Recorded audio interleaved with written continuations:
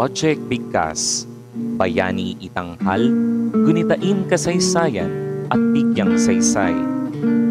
Isang inobasyon sa pagtuturo ng Araling Panlipunan at Project Bayani. Ang tampok na bayani, Apolinario Mabini. Mabini, dakila at makabayan.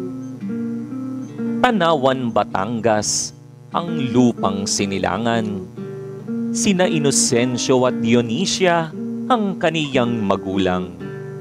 Malusog na bata at may angking karunungan.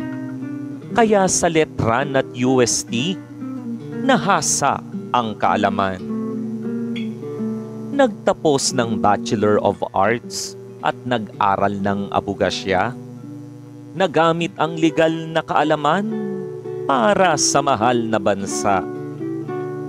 Hindi naging hadlang ang pagiging paralitiko, bagkus tumindig at nagmahal sa nasyong Filipino. Utak ng revolusyon ang naging bansag sa kaniya. Revolusyonaryong pamahalaan ay kaniyang inorganisa. Tagapayo ni Aguinaldo nang nais maging republika, nagsulat ng alituntuning, sinunod ng lahat ng madla. Siya ay sumulat ng konstitusyong ninais na mailathala nang magkaroon ng kumbensyon sa nais na republika.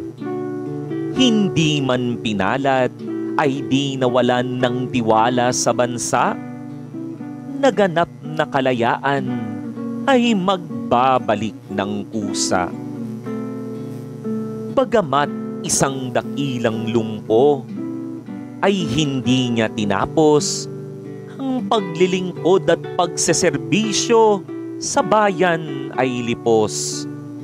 Itinapon sa Guam at doon ay tuluyang nagapos hanggang ang kolera sa kanyang buhay ay tumapos.